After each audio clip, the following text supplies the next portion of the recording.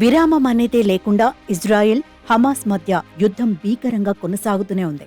రోజు వందల సంఖ్యలో పౌరులు చనిపోతూ ఉన్నారు.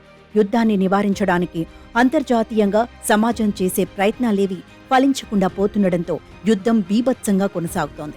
కొద్ది రోజుల క్రితం స్వల్పంగా కాల్పుల విరమణ ప్రకటించడంతో గాజాలో స్వల్పంగా మానవతా సాయం అందింది. తర్వాత మళ్లీ భీకరంగా ఇజ్రాయెల్ సైన్యం గాజాలో విరుచుకుపడింది. అప్పట్నుంచి కాల్పుల మూత మోగుతూనే ఉంది. ఈ నేపథ్యంలో ఓ వార్త సంచలనంగా మారింది. ఓ నెల రోజుల పాటు కాల్పుల విరమణ పాటించే అవకాశాలు కనిపిస్తున్నాయనే వార్త చక్కర్లు కొడుతోంది.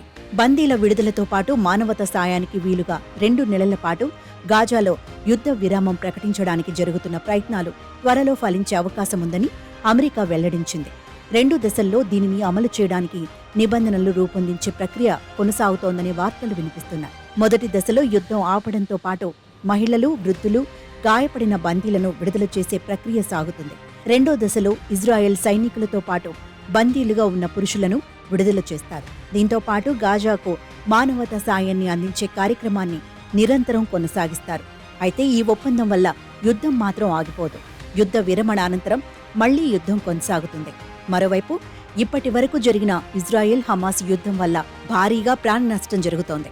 దాదాపుగా ఇప్పటి వరకు మొత్తం మృతుల సంఖ్య 25,700కు చేరిందని గాజా ఆరోగ్య మంత్రిత్వ శాఖ పేర్కొంది. ఇప్పటికీ హమాస్కు ప్రధాన స్థావరంగా గాజా స్ట్రిప్ అనునిత్యం బాంబుల మోతలతో దద్దరిల్లుతోంది. ఈ క్రమంలో పెద్ద సంఖ్యలో పాలస్తీనియన్లు ప్రాణాలు కోల్పోతున్నారు. హమాస్ నేతలు దాక్కున్న సొరంగాల్లోకి ఇజ్రాయెల్ సైన్యం ప్రవేశించి కాల్పులు జరుపుతున్నారు.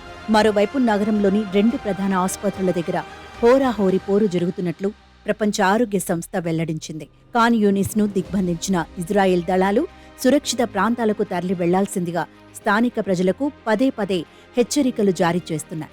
అయితే ఆ ప్రాంతానికి వెళ్లే రహదారులపై ట్యాంకులు అడ్డంగా ఉన్నాయని స్థానికులు ఆవేదన వ్యక్తం చేస్తున్నారు. మరోవైపు గాజాలో పరిస్థితిపై WHO ఆందోళన వ్యక్తం చేసింది.